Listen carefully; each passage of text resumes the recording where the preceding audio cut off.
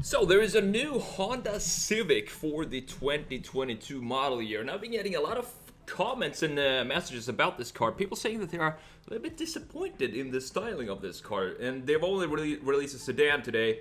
And what I want to talk about today is the design, my thoughts on the design, and then I'm going to redesign both the rear and the front. But it's all in the details with this one. I'm going to show you all the details that I'm talking about and why I want to make those changes. So the new Honda Civic has a cleaner, less cluttered, and over-styled look than the previous Civic. The previous Civic felt like they just they went overboard with the styling, specifically when you talk about the Type R in the rear end, the hatchback. It just looks crazy. There are lines everywhere and different kind of angles in the graphics that doesn't really connect with each other, so it felt a little lost. But here, they definitely dialed that back.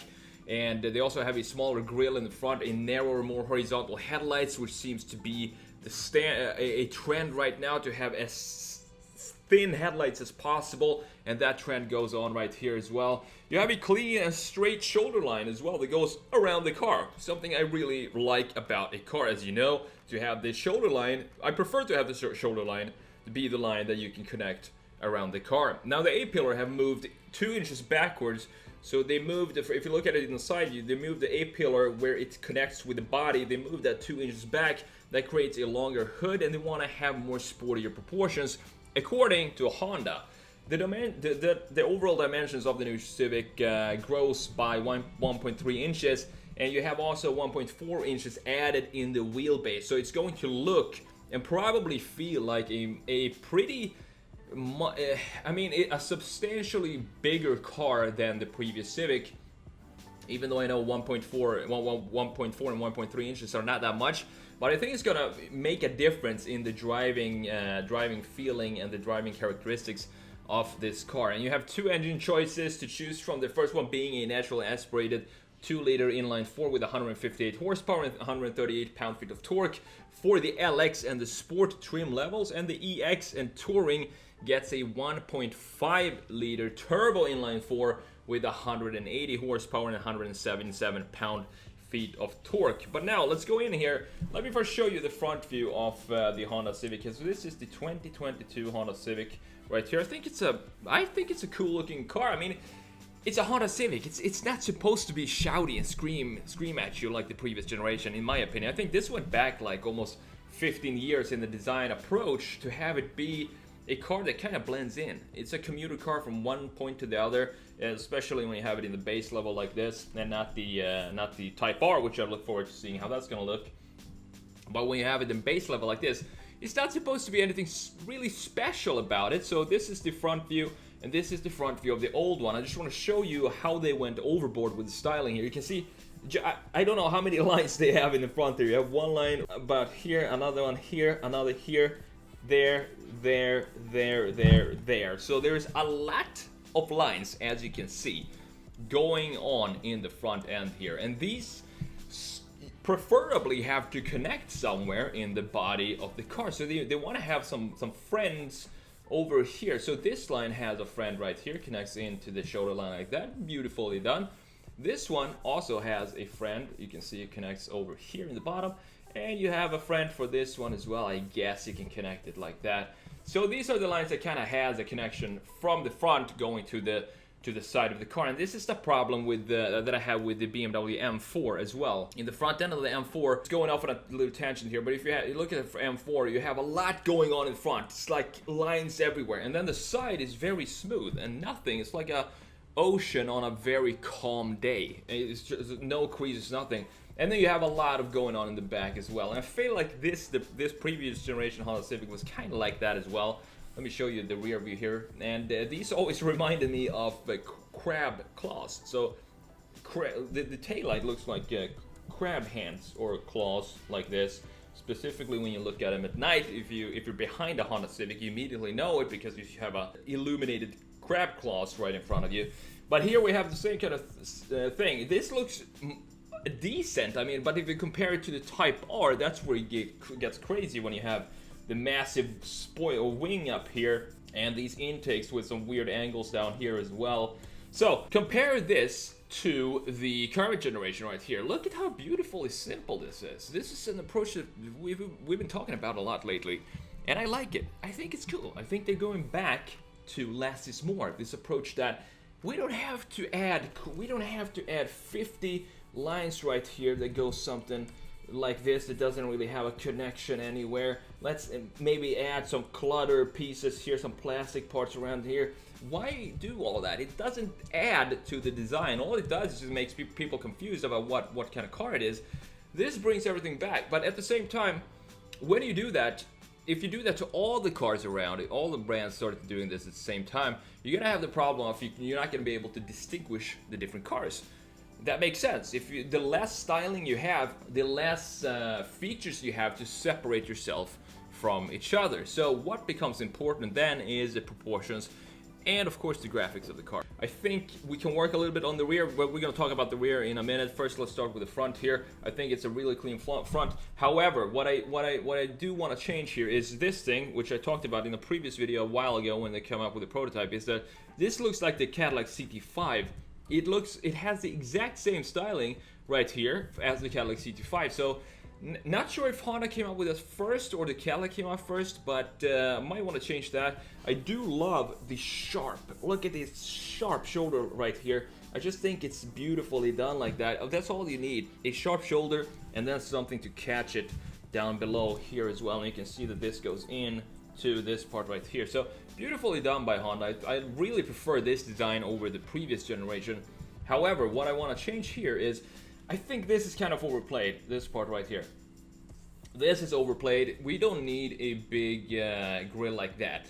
This is too big, and this inverted grill started, I think maybe it was with Mitsubishi Evo or something like that, or Subaru started with that, to have it inverted like that instead of having these endpoints go like this, which we had for a bunch of years or maybe decades before that. So then we just changed this angle here to have the be like that instead of like that, like we had before.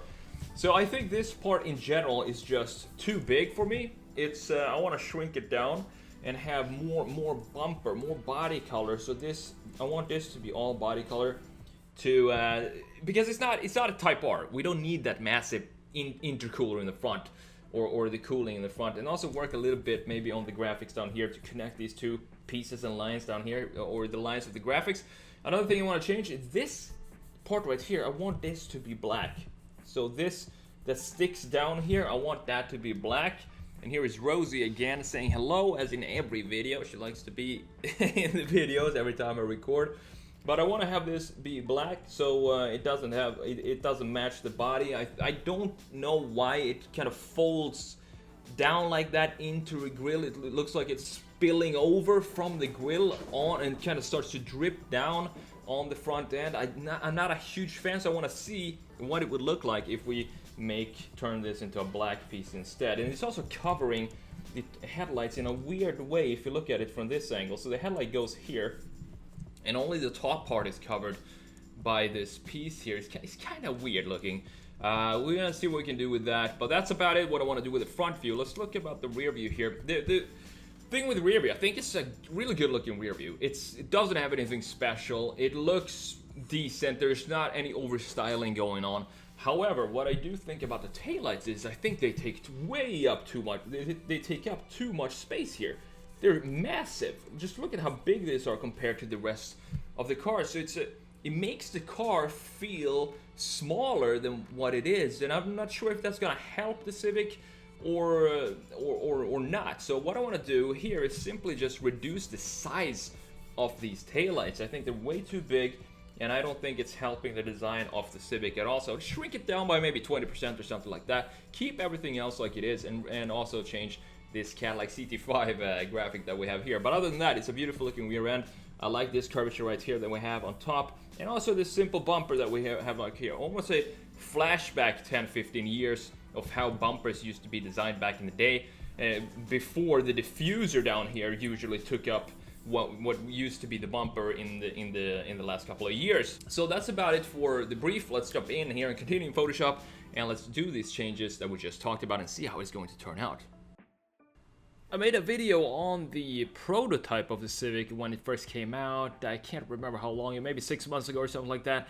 and just how similar this is to the Cadillac CT5, specifically the prototype. When you look at the graphics of the car, the proportions are a little different, but the graphics are very similar to the Cadillac CT5. Also, the taillights and how they are designed inside of the taillight assembly, also very inspired, I would say, by the CT5. So if you want to go and check out that video, you can go and click up here in the corner, or I'll link it down in the description. But what I'm doing right here for the front view is to reduce this feeling that every single car today needs to be a high-performance car, or at least needs to look like a high-performance car when it's not. I think that's been overplayed the last 10-15 years or so, and we need to dial that back. Give cars that are not high-performance cars, the base versions of cars, they don't need to look angry, and they don't need to look like they have a massive V8 under the hood, because they don't.